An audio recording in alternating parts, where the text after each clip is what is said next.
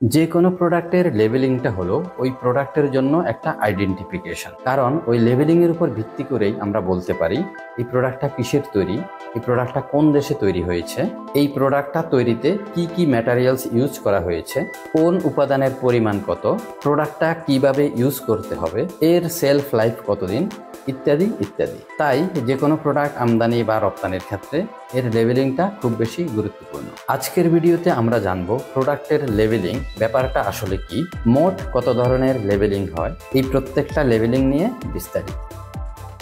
অনেক মার্কেটারদের মতে লেবেলিং যে কোনো প্রোডাক্টের জন্য এক ধরনের ব্রিজ হিসেবে কাজ করে, যেটা প্রোডাক্ট এবং কনজিউমারদের মধ্যে এক ধরনের বন্ধন সৃষ্টি করে। লেবেলিং সাধারণত 3 ধরনের হয়ে থাকে, যার ভিতর নাম্বার 1 হলো ব্র্যান্ড লেবেল, নাম্বার 2 হলো গ্রেড লেবেল এবং নাম্বার 3 হলো ইনফরমেটিভ বা ডেসক্রিপটিভ লেবেল।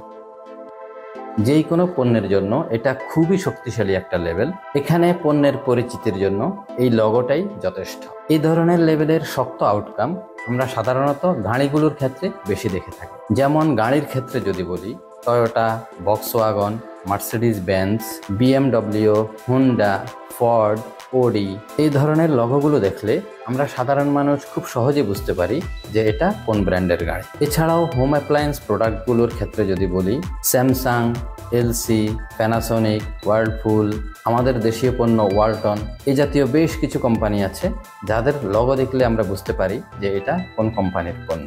এটাই হলো ব্র্যান্ড লেভেলের সবচেয়ে বড় স্ট্রেংথ, যেখানে কাস্টমার শুধুমাত্র একটা লগো দেখেই পণ্যের ব্যাপারে একটা সম্যক ধারণা তৈরি করতে পারে। দ্বিতীয় নম্বরে আমরা যেটা নিয়ে কথা বলবো সেটা হলো গ্রেড লেভেল।